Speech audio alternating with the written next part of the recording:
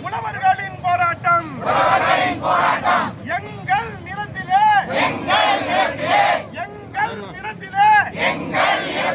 எண்ணெய் குழாய் பதிக்காது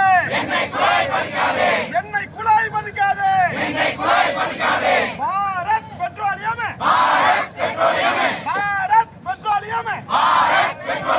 உழவன் வயிற்றில் அடிக்காது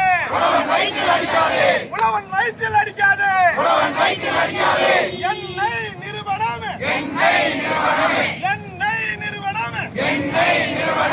எங்கள் நிலத்தில் நுழையாது